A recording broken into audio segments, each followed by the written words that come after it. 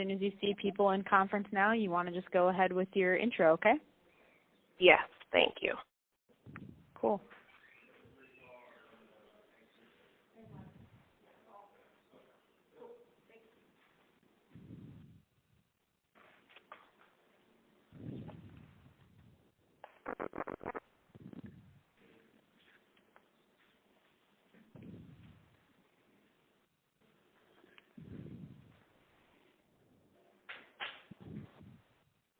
Hi, go ahead, Good evening, and welcome to today's telephone town hall for Mothering Justice, an organization committed to financial stability for families in Michigan.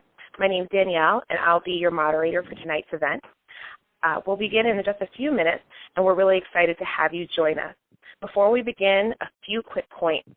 Right now, we're in the process of dialing out to thousands of people, so just stay on the line and we'll begin our discussion on the role African American women play as influencers and how we can use that role to have our voices heard in the midterm election shortly. Also, we want to hear from you. So if you have any questions, please feel free to press 0 on your telephone keypad and you'll be connected directly to one of our volunteer operators. So again, press 0 to ask a question. If you've just joined us, good evening and welcome to tonight's Mothering Justice Telephone Town Hall. Mothering Justice fights for financial stability for families by promoting a number of reforms, including affordable child care, higher minimum wage, and paid sick time. I'm Danielle Atkinson, and I'll be your moderator for tonight's event. We're going to begin in just a minute, and thank you so much for joining us. Right now, we're in the process of dialing out to thousands of people. So stay on the line and we'll begin our discussion on the role African American women play as influencers and how we can use that role to have our voice heard during the midterm election. If you want to ask a question, please feel free to press 0 at any time during this event. Again, press 0 to have your questions asked. And without further delay, I'd like to welcome our first speaker, Teresa Younger, who is the CEO and president of the Miss Foundation for Women. Teresa has been on the front lines of some of the most important battles of women's health, safety, and economic security. She's a tireless advocate and a well-respected feminist leader. And so thank you so much, Teresa, for joining us. Thank you so much for having me. No problem. So, Teresa, if you could just talk to us a little bit about Black women and Black mothers in particular as influencers and how the Miss Foundation has worked to change the national dialogue around women's voices. Well, thanks a lot. First up, I want to thank you, Danielle, for hosting this call and for Mothering Justice for being in the forefront of this conversation tonight. I'm thrilled to be here with all of you and with my fellow sister speakers who are going to be on this call. For people who are unfamiliar, the Miss Foundation has been around for just over 40 years promoting the collective power of women. And it has been part of the conversation and dialogue and recognized the power of women for over 40 years, particularly women of color, Black mothers. What we need to note and take note is that there would have been no civil rights movement, no women's movement at all without the voices of mothers, particularly Black women at the table and mothers telling their stories to ensure that we understood where the conversations were and what the impact was that we were as we were developing policies in our communities. Having women's voices, mothers' voices, Black mothers' voices at the table is not a novelty, and we need to take note that we have long been at hosting these conversations and moving ourselves and moving conversations from our kitchen tables to our churches and to the streets. Women, Black women, vote more than any other women's sector in the country. We are some of the most powerful voices, and we have some of the most dynamic stories to tell. And the Ms. Foundation has been right there, ensuring that women's organizations throughout the country have been able to be funded and been able to organize themselves so that we have a collective power when we're talking about these issues. We're thrilled to be here, and we're thrilled to be part of this conversation, and I'm really looking forward to hearing the questions that everybody have to ask. Great. Thank you so much. And I have so much to say about that, but we're going to really try to make room for our callers to ask questions. But right now we have a question for everybody who's listening right now. So if you guys can all get ready, we'd like to know who's in the audience. So we are going to ask you, are you a caregiver? So please press 1 if you are a mother. Press 2 if you help take care of children in your family or your neighborhood. And press 3 if you care for an elderly loved one. And press 4 if you don't consider yourself a caregiver. So we're asking people to weigh in on this poll question right now if you are a caregiver. So press 1 if you're a mother, press 2 if you care for children in your family or your neighborhood, 3 if you care for you care for an aging loved one, or 4 if you don't consider yourself a caregiver. Thank you guys for taking that poll. And so we are going to introduce our second speaker. Our next speaker is Dream Hampton. She is a writer, award-winning filmmaker, and social justice organizer. Her film credits are very extensive. Dream has written about music, culture, and politics for over 2 decades now. She was a contributor to Vibe magazine in its first 15 years. Her articles have been published in The Village Voice, Spin, Detroit News, Harper Bazaar, NPR, Essence, and At Ebony. She's a consultant for Moms Rising and is on the board of the national civil rights organization Color of Change.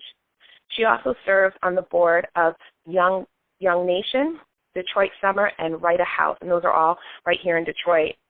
In her spare time, she likes to fly small planes and stare at the stars.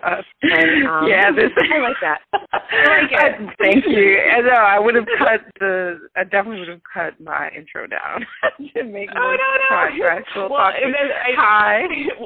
Hi. Well, I really also, sorry, Dream, I really want people to also know that of your work that you help to just keep the public attention on Renisha McBride's murder. I think that is very important to note as well. But yes, Dream, thank you so much for joining us. Thank you, Danielle, and thank you for having me. Well, to just reinforce what Teresa just said, it's true, and I don't think that a lot of people realize that Black women vote more, 61% in 2012, and this is according to the Center for Information and Research on Civic Learning and Engagement, Circle. 60.1% of young Black women voted compared to 48.7% of young white women, 40% of Asian American women, and 39% of Latinas. We vote more than anyone. Of the women.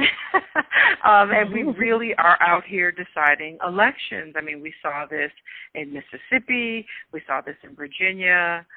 We're seeing this in Georgia. We talk about Black people being the deciding factor in a lot of elections, but we really need to understand that it's Black women who are the deciding factor in a lot of these elections.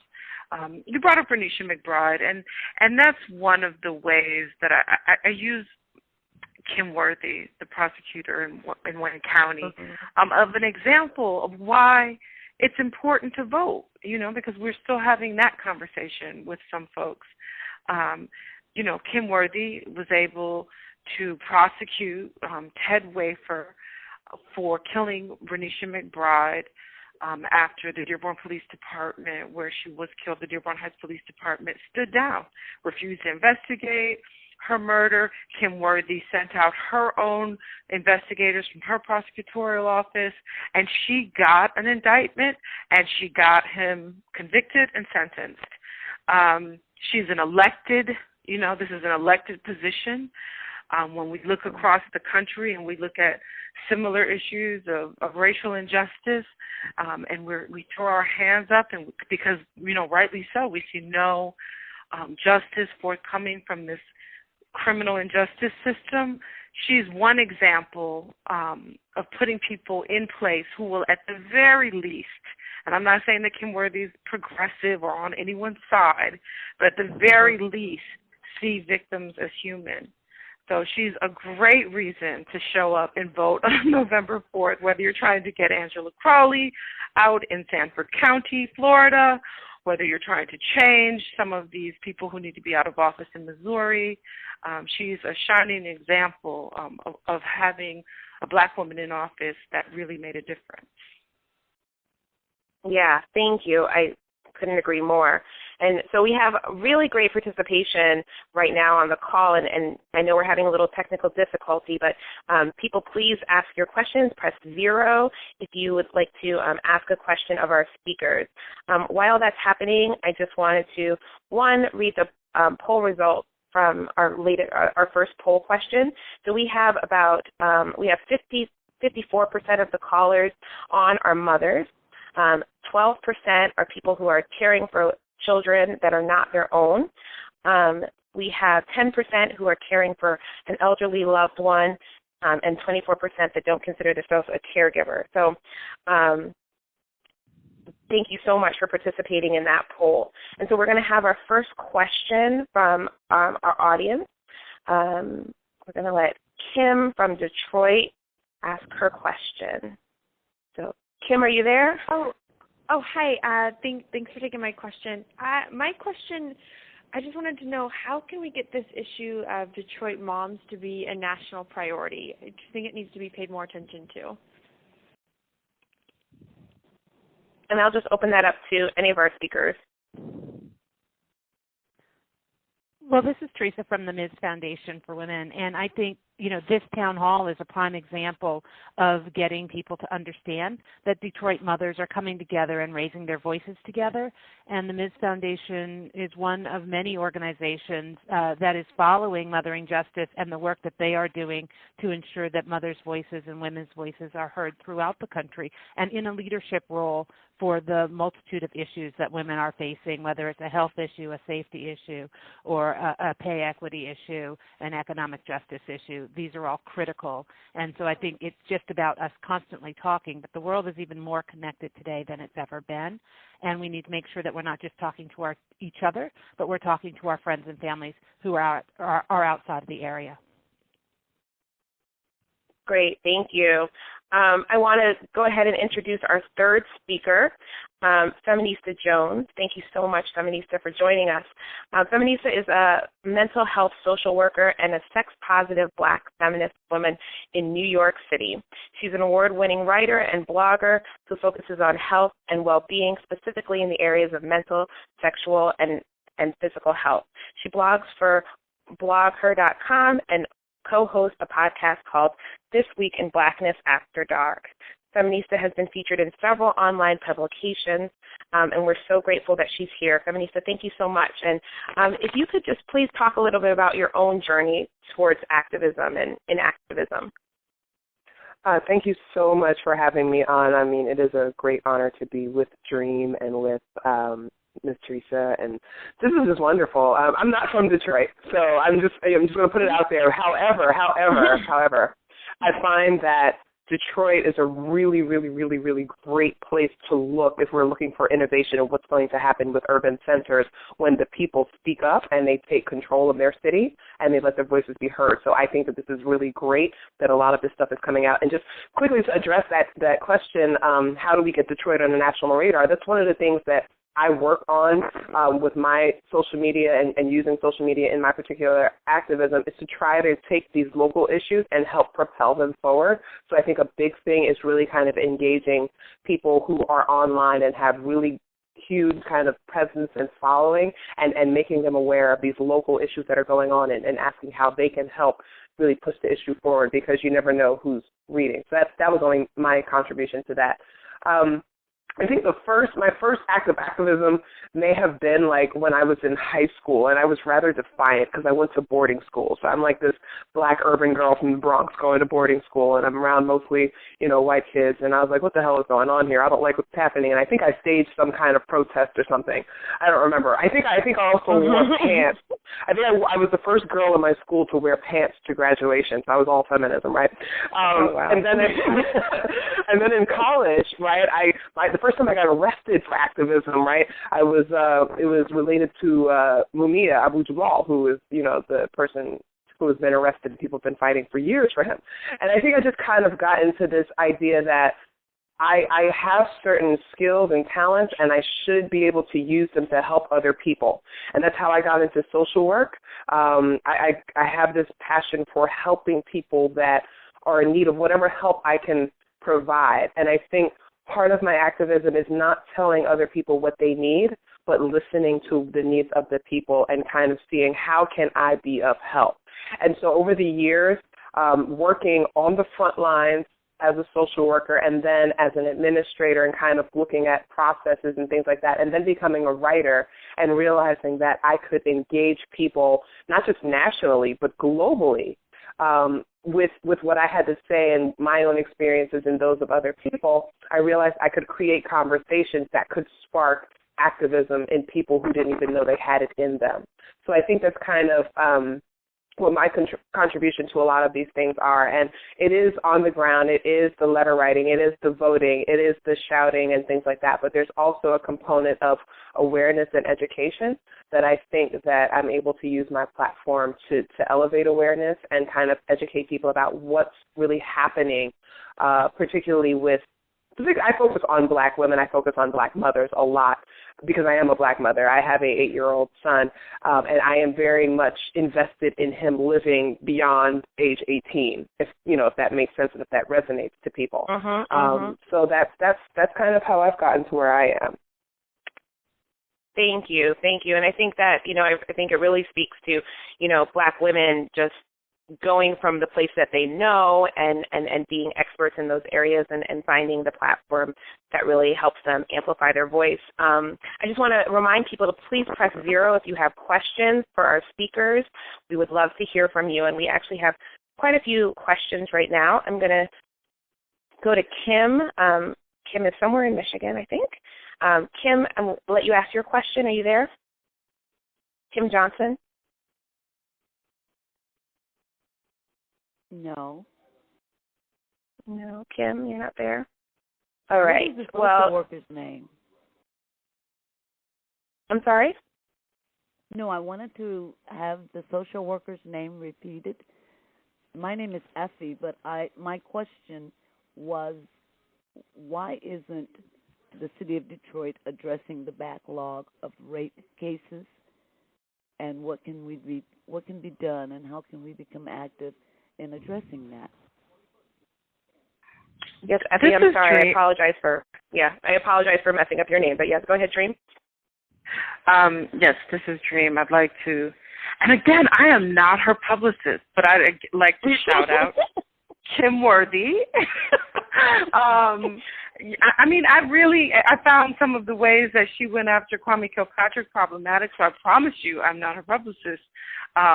But she has heroically reopened thousands of rape cases in Detroit City that has sat in the forensics labs. I'm not going to, have some wild conspiracy theories, but completely unprocessed. No idea why. And again, she's not the kind that rants and has all kinds of messages that she puts out. She really kind of rolls up her sleeves and gets about the work of processing those rape kits. And she made that announcement. That was earlier in the year, I believe, for Danielle. I mean, you're in Detroit. Yes. Yeah, that was earlier this year. So I would definitely look into the work that she's doing around that, how we can support her. I mean, she's in the system, so she's about, again, be working in the system, due process. But I think the only way to kind of support her is when she's up for re-election to vote again for Kim Worthy, because her reopening thousands of rape cases that were just sitting unprocessed in Detroit's forensics labs, which is shameful, and I have a bunch of other names for it, is heroic work. Yeah, and I think, we, again, have to continue to be the women that are speaking on behalf of our sisters who are survivors of rape and asking for those and demanding that those rape kits get processed. So thank you, Effie. I really appreciate that. I'm going to go ahead and put out our second question, our second poll question. So everyone, if you could please participate. We're asking you about our Mama's Agenda question. So Mothering Justice has a Mama's Agenda. These are the issues that we work on around the year. So really wanted to see which one resonates with you. So which of these issues matter most to you? Please press 1 if raising the minimum wage is most important. 2, for affordable child care. 3, for elimination of wage theft. 4 for access to paid sick days for every worker, and 5 for equal pay. So again, what issue matters most to you? 1, raising the minimum wage. 2, affordable child care. 3, elimination of wage theft. 4, paid sick leave. 5, equal pay for every worker. Okay, I'm going to go ahead and have another caller ask a question. I'm going to go to Benita from Detroit. Benita, are you there? Hi, Bettina. Bettina, I'm sorry. Hello. Hi, we can hear you. Okay. Hello, everyone. Hello. Hi. My question is, this is a great organization, and I have a lot of concerns as being a mother of a son, 15. My question is, if I wanted to help you guys with your organization, do you have any rooms for volunteers or anything like that to become involved with your organization? Yes. So I'm assuming you're talking about Mothering Justice. Yes, yes, and yes. Yes. If you want to go to our website and become a member, we will contact you. And what we do, how we organize is we do mama conversations, and that, really kind of going back to what Teresa was saying about organizing around the kitchen table. That's what we do. We have small in-house meetings with you and your friends, and we talk about the values that our society has, and if it resonates with us, and if not, what we're going to do about it. So, please go to the website motheringjustice.org and sign up as a member, and we will contact you soon about how you can be a part of a mama conversation. Okay, because my concern is really with the safety with the young men in the city of Detroit. Definitely. Thank you. I appreciate that. No, we do need to do something. Thanks. Danielle, okay, can I? So, yeah. Go ahead. Danielle, can I say something about that call real quick? And this is something Feminista spoke to, and this is Dream again. I think that it's so important to look at what distinguishes Black women voters from some of their counterparts. I mean, this woman was calling, and she's talking, and Feminista said the same thing. We're talking about the safety of our boys often. So this is where we talk about the failings, the intersectional failings of, say, white feminist work, and how it fails to see police terrorism and brutality and harassment as an issue, as a feminist issue. And it very much is when, Black mothers are prevented from putting a sheet over their son's body as he lay on the ground for 4 hours bleeding out because of police violence, or even when we're talking about community violence. You have heroic people like the Interrupters, led by women in Chicago, who are putting their bodies between, young men ready to pull out guns because this is a woman's issue. We are mothers. Yes, definitely. Thank you. And you just kind of stole my last question, but we're gonna. It's all right. We will have other questions for the closing remarks, but that is exactly what I really wanted to talk about. I wanted to really talk about the difference, and in your guys' work, how have you seen the difference? But we'll talk about that a little more. I just want to go ahead and announce the results of the second poll question. So we have 25%. There's a train going by. 25% of callers believe raising the minimum wage is the most important. 9% say affordable child care. 5% say elimination of wage theft.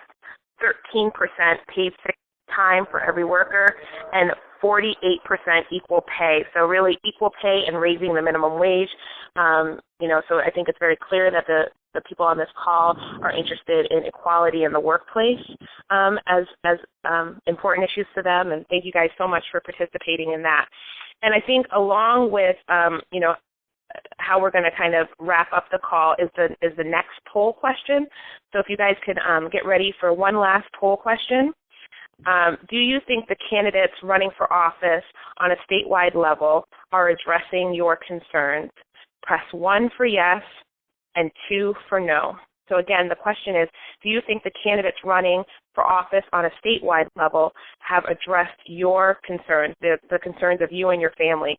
Press 1 for yes and 2 for no. I just want to give our speakers another chance to talk about how do we have politicians talk to us and with us about our issues other than when they're in our neighborhoods, because I think a lot of people are feeling that that people come to our neighborhoods, they talk about the street lights and the things that they think we want to hear at the time, but then that's not the national conversation, that's not the statewide conversation. So how do we turn that? How do we shape the conversation? Danielle. Okay. This is Go ahead, Teresa. Okay. This is Teresa from the Miss Foundation. I just have to say that it's not about them coming to us. I think we as Black women need to go to our politicians every single day. We have to stay vigilant about the issues that are affecting our communities, and we can't just let them think that they need to come into our communities when it's election time. And so we need to be kind of on the forefront. The one of the things that women, and particularly women of color, have got to do is stay vigilant to the conversation at hand and not get tired ourselves of hosting those conversations, because it is, Black women are in the workplace more often. They are out of the homes more often. They have a heightened level of concern for their husbands and their sons, given the misrepresentation of police brutality and the realities around how police treat our men of color and how many of them are in the prison system, how many of our young sisters and women of color are ending up in a prison system and being wrongfully arrested, how many families are traumatized. And Black women are often more often to be women who are victims of different forms of violence, sexual and domestic.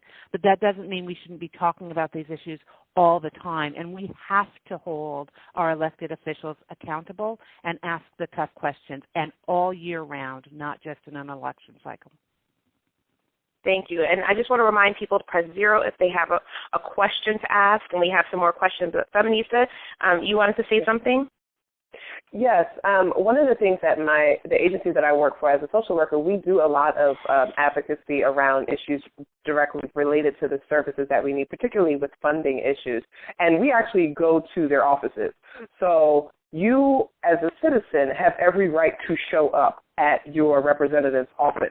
And you can do this anytime. You learn when their schedules are, know when they're there, either at their offices at the Capitol or in their local offices, because I don't know how it is in Detroit, but I know in New York, people have local offices in the community, and then they've also got their offices at the state Capitol. And so what we do is we organize trips to go to the state Capitol, and we actually go into their offices, and we say, hello, can I have 5 minutes of your time?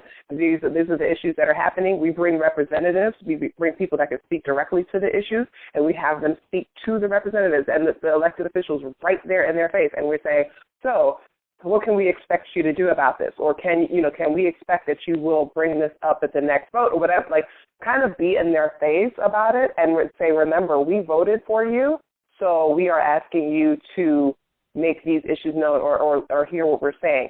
And as Teresa said, this is an ongoing thing. So if it's once a week, if you have a mom's group that you want to put together and it's 5 of you and you agree that every Thursday evening at 6 you are going to show up at that office and you are going to make your issues known, and maybe you bring a different mother to speak, then that's what you need to do. But don't feel that you're disconnected from your elected officials. If they are working for your vote, they need to be working for you as well. And you have every right to place yourself in their space. Thank you. Thank you. And so I want to go to our audience. We have lots of questions. Alicia Waters from Oakland, California. You are on. Do you have a question? Yes. Hi. Can you hear me? Yes. Great. My question was just about, what you as the panelists would say. I know we just had a poll about this, but where specifically Black women's vote in this upcoming election is most critical and most needed? Any awareness of kind of what's happening at various state levels, or sort of more generally, where do you think, what would be the top 2 issues that you think our vote specifically, our voices in our organizing, are going to be most crucial and most strategic right now to really move a conversation or an issue forward? This is Dream Hampton. I think that in a lot of states, and obviously we don't really have, well, this is not a national election. This is one of these election years where state and local elections are what matter. And minimum wage, thanks to, again, I keep using the word heroic, but I'm so impressed by the many coalitions of minimum wage workers, particularly from the fast food industry, led by organizations like ROC and other folks who have really put this issue at the forefront.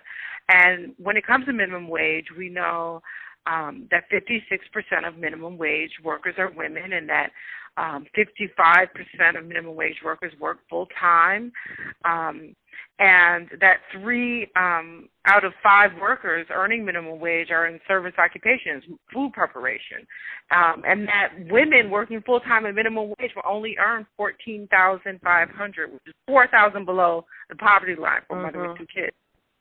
So, I mean, those are the numbers. We'll see them. I mean, Moms Rising has that up. ROC will have that up. That is absolutely an issue that your voice will make all the difference in, is raising. If you have a minimum wage item on your local election or state election ballot, then absolutely, vote to increase that wage. In California, I know that you're from Oakland. I got involved with Vote Yes for Prop 47, which I think makes a small dent in the huge mass incarceration problem. It takes 5 felonies, which should have always been misdemeanors, and makes them misdemeanors, retroactively bringing home tens of thousands of people who shouldn't have been in prison in the first place. And many of those, one of those felonies that's currently a felony and that should be a misdemeanor is check fraud. So when we look at these numbers of how women and Black and Latino women are ending up in prison with people who are committing really serious crimes for things like check fraud, then it's time to really begin to take real steps to reform the criminal justice system. And Prop 47, vote yes on that in California, please. Great. Thank you, Dream. Are you still there? I just want to make sure I didn't lose you. Oh, I hope we didn't lose her. She was breaking up. Well, this is Feminista. If I could just add, just for people that may be outside of Detroit that may be listening, I think one of the key issues that we have to think of as women voters are these legislative moves against abortion access and reproductive issues, particularly in places like Texas and Louisiana and Florida and other places. So if you happen to live somewhere where there are people that are running for governor that happen to be very, very, very anti-choice and anti-support, basically, for mothers, particularly lower-income mothers. That might be something worth looking into. We really need women to come out and vote. And you can have your own personal views about certain things, but we're talking about equality and access for women. And what we're seeing across the country are states trying to set precedents that could be really destructive for women across the country. So we need people to come out and vote in these elections where there are governors that are very much anti-choice and are trying to restrict abortion access, like Texas as an example. Wow, Thank you. Mrs. Teresa, yeah. Thank you, Feminista. That's fantastic. That was at the top of my list also, was that we need to be protecting women's reproductive health. We need to step forward and make sure that women's voices, particularly women of color's voices, are heard around the Affordable Care Act, and making sure that it is moved forward in this next iteration of enrollment in its fullest support, and we need to make sure that we do that. It's critical to women's health, and particularly Black women's health. The other thing I would say is we need to be paying attention to, which has not been mentioned, though I agree with everything. I think minimum wage is one of the most critical areas for us, is also around affordable child care, and I know you have been working on that pretty readily, Danielle, but I do think that the cost of childcare is so prohibitive that it starts consuming enormous portions of income and women's income as we are paying to have our children cared for in safe and healthy and collective environments, and yet at the same time we recognize that if we don't have affordable quality child care and recognize who is providing that child care, then we will not have women really out there doing and striving and being able to plan for themselves and their future and their families. Thank you.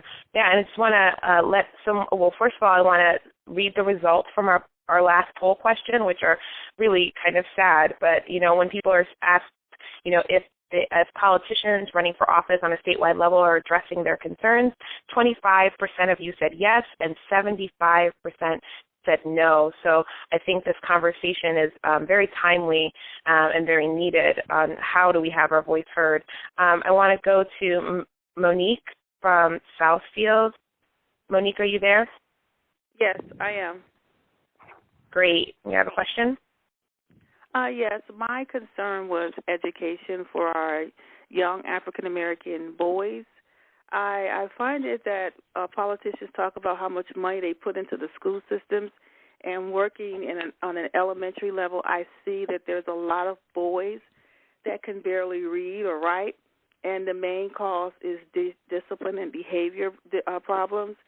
And I feel like if they're not learning, if they can't even learn, how are they going to be productive citizens as they get older?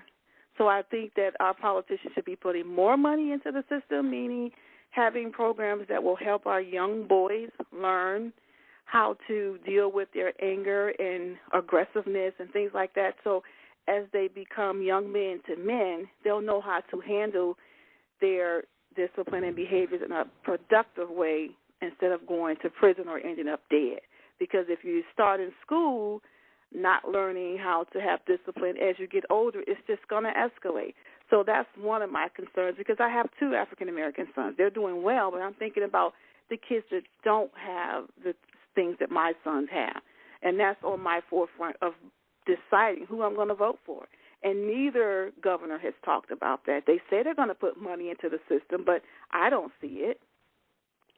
Mm-hmm. Thank you. Go ahead, speaker. Yes.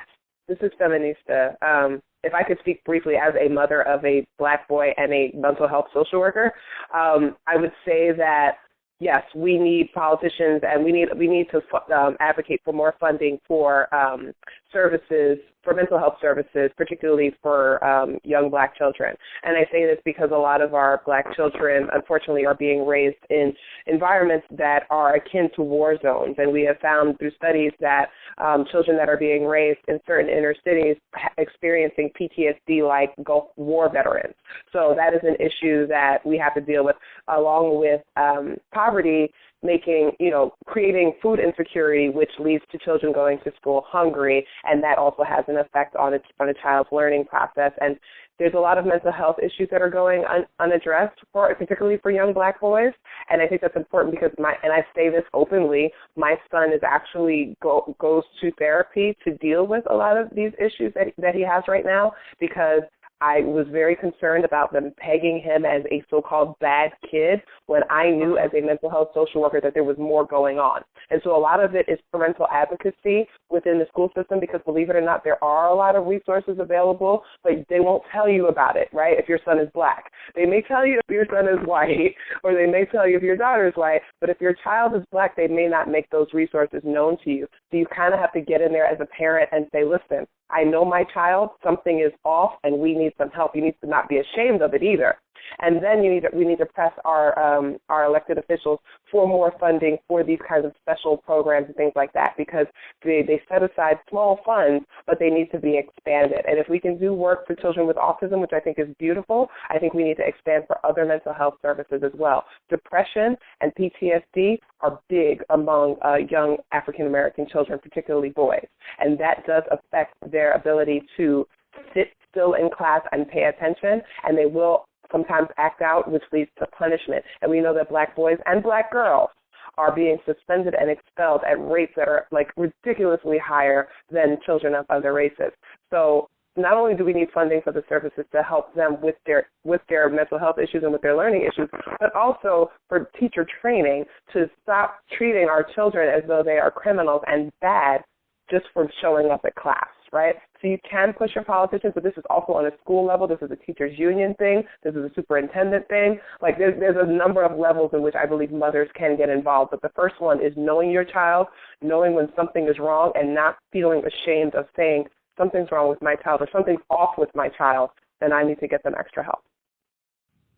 No, thank you so much. I think, the focus of this call is really having our voice heard by statewide and national people running for office, but I think you have a really great point, and we need to be talking to our school board, principals. These are all areas in which we can have our voices heard. I'm going to take one more question, but if you guys still have a question and you want to ask it, please press 0. You're going to have an opportunity to leave a voicemail after, and we want to hear from you and get your questions answered. But I'm going to go to Sade from Detroit. Sade, are you there? Yes, hello. Hi. Hello? Hi, go ahead. Hi, my name is Sade White. I'm a single mother of 5 daughters, and I live in Detroit. I just recently graduated from a program called Step It Up America, and it's a rigorous boot camp teaching women of color in particularly, Java development and QA testing. A lot of women got placements, like AAA took 4 of our women, Dana took 6 of our women. And here in Detroit, the market has been really hard because a lot of the Fortune 500 companies don't want to allow women of color the chance to get into the IT field. And recently I went to the MCW, the Michigan Women's Council on Technology meeting, and the CIO of Ford, Chrysler, and GM stated that, we just need to give people a chance, but they haven't done so. So my question is, what can we do to bring awareness to programs that I've actually gone through? Because after the program was completed, I was hired in by the company who gave the training, UST Global. And now I'm a full-time employee at $15 an hour, which is better than what I was making before with 5 children. So what do we do to bring awareness to these programs? People can't hire us because, or contact us in because they haven't heard of us. I'm sorry, my baby talking. Because they haven't heard of the program. What can we do? When the CIO of Ford hears about Step It Up America or UST, they're like, well, what is it? So if they've heard about it or they know what we're capable of, maybe they'll give us a chance. But what do you do? Thank you for your question. So I think I just saw an article today about how Black and Latinos are still not being hired in the IT sector. So I don't know if our speakers have anything to say about that. How do we get the attention of these Fortune 500 that there are programs training Black women, Black people?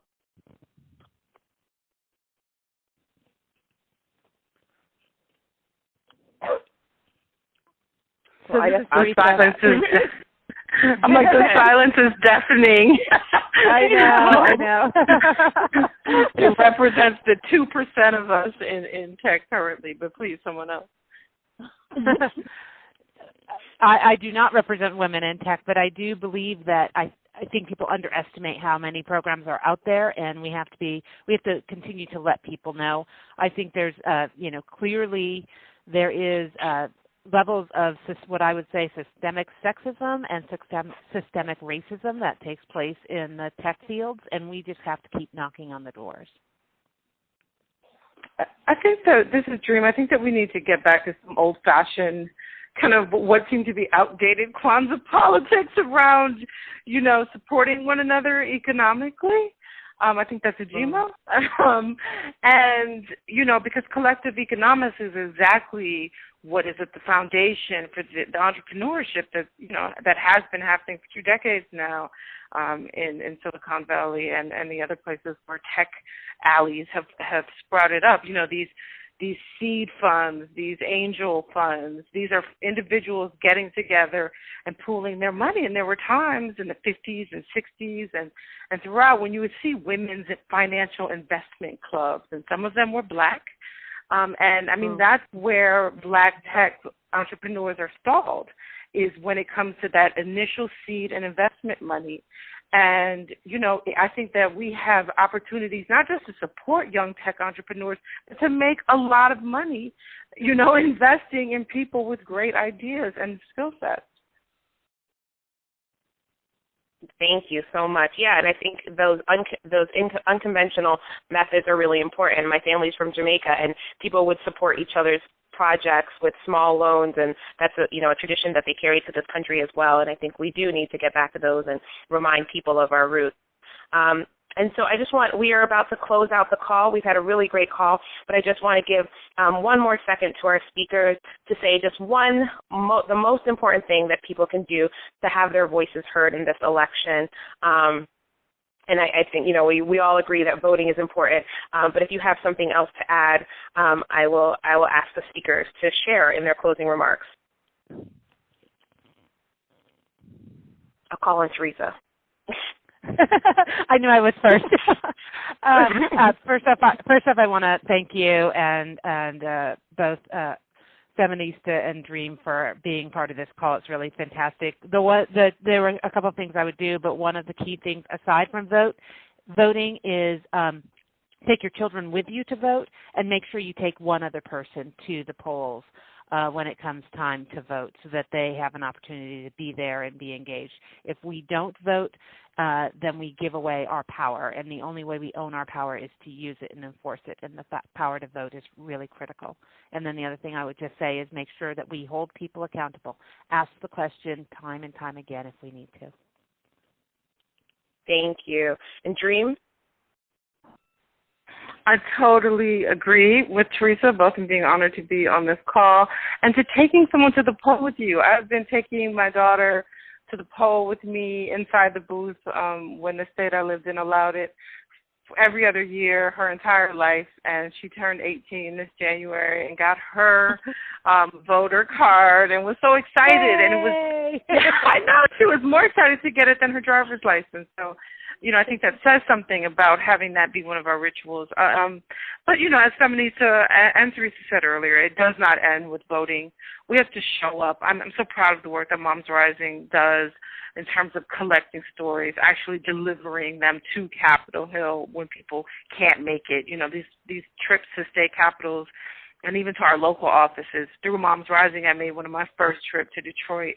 Henson Clark, my rep there, to his office to demand that mothers not be pushed off the fiscal cliff when they were voting on that.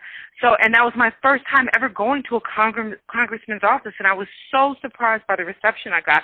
He was in D.C. at the time, but his aides really took 30 minutes to sit down with me and 3 other mothers who went with me to talk about, what was happening around the fiscal cliff. And I've never had that experience. It was incredibly empowering. I encourage people to do it on whatever level that they can. I encourage people to get involved with organizations like Ms. Foundation, like Moms Rising, like Mothering Justice. We can really move the needle. We're showing up to vote, and we can push some of our issues through if we're vigilant about it. Thank you. And Feminista? I think that voting is the first step, and I think that it's an important one, but I think that we need to be engaged citizens. And I think all too often we say, oh, I voted, I did my part, and we kind of go back to our lives and we forget to be engaged. And not everybody's going to be a social worker, that's fine, but everybody can do something. We can commit to doing something to contribute to the betterment of society. Whether you volunteer an hour a week helping someone else do something, it doesn't matter. I think that American citizens need to become more engaged in society around them and the communities around them. And so I would say go and cast your vote, and I would say hold your elected officials accountable, but there's 320 million of us, and there's only a few hundred of them. We have so much that we could do just as individuals, and it doesn't even require money. It requires maybe a few hours a week of us just leaving our homes, leaving our comfort zones, and committing to making America a better place for everyone, particularly as mothers that are interested in the future of our children. We need to get out there and make the society the better place we want it to be. And each of us has the power to do that, and it goes beyond casting a vote. Thank you so much. And I just want to thank everybody for participating in the call, for staying on for an hour. We had really great participation. And then I also want to thank our speakers, Feminista Jones, Dream Hansen, and Teresa Younger. I am a huge fan of all of you and the work that you do to really amplify the voices of Black women and Black mothers. And I thank you so much for participating in the call. Unfortunately, we can't get to every question, and I know there are additional questions. So if you have a question, please stay on the line, and you'll be able to leave a voicemail at the end of the call. And if you don't want to ask a question, but we still want to hear from you, and if you want to support Mothering Justice and the work that we're doing in Michigan, you can just leave your name and where you're from and tell us how you support the project, because Mothering Justice is nothing without the boots on the ground of activists like all of you. So thank you so much. We might use this recording for our website or social media as well. So if you need any more information about that or the organization Mothering Justice, please go to motheringjustice.org. And I also just want to take a quick second and thank the people that have sponsored this project, the Economic Justice Alliance of Michigan. Those are the folks that worked on minimum wage and won a raise in Michigan. Thank you guys for helping put together this call, and then Engage Michigan for all your media support and your help with this call. Thank you guys so much. And have a great night. Thanks, guys. Thank you.